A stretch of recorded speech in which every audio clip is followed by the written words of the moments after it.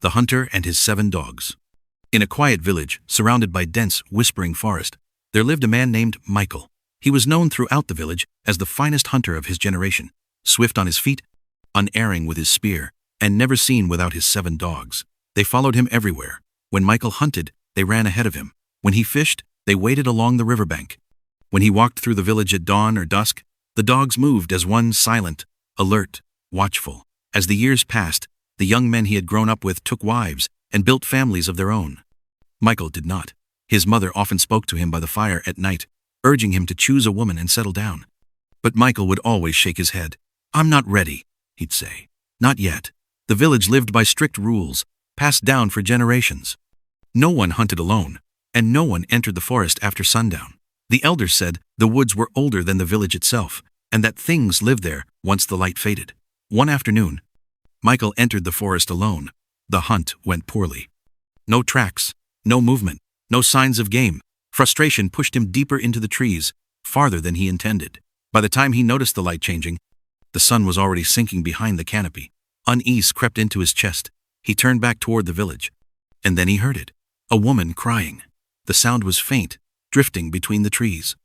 Against his better judgment, Michael followed the voice and, in a small clearing, he saw her. A young woman sat on a fallen log, her head buried in her hands, shoulders shaking. She was strikingly beautiful, her clothes worn and torn, her face streaked with tears. Michael approached carefully. She said her name was Lila. Between sobs, she told him she had been cast out by her village, accused of theft she swore she had not committed. With nowhere else to go, she had wandered into the forest.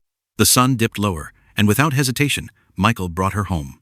That very night, he stood before his mother and said, "This is the woman I will marry." His mother studied Lila in silence. "Slow down," she warned. "Learn who she is. Meet her people. Truth does not fear time." But Michael was already lost to his feelings. Within days, they were married. 7 days after the wedding, one of Michael's friends saw something strange. He followed Lila at dawn as she left the village alone. She walked deep into the forest. Then, far from any path, she stopped. Her body twisted unnaturally. Her shape stretched and swelled, and fur tore through skin. Where Lila had stood, there now crouched a towering, ape-like beast. The man ran. When he told Michael what he had seen, Michael laughed it off. "You were afraid of shadows," he said. But unease began to grow. Lila asked Michael to sleep without his dogs. She said they frightened her, but Michael refused. "I've slept beside them since I was a boy," he said. "They stay." One night, Michael was woken by furious barking. His dog stood between him and Lila, teeth bared. Growling at the darkness, Lila screamed and accused the dogs of attacking her. But Michael knew his dogs. They did not attack without cause. The next night, he agreed to let them sleep outside, but he left the door slightly open. Deep into the night, something moved. The dogs erupted into chaos, and Michael opened his eyes and saw it. A massive, ape-like creature stood inside his hut, half human, half beast. Eyes glowing in the firelight. The dogs lunged, and the creature fled into the forest. Michael sounded the alarm. Torches lit the night. Spears and arrows filled the air. The villagers tracked the beast deep into the woods. By morning, it lay dead, pierced and broken. In death, its shape didn't turn to human. The village elders spoke before the people. From that day on, a new rule was set. No one would marry an outsider without knowing their village and family. Michael knelt before his mother and asked forgiveness.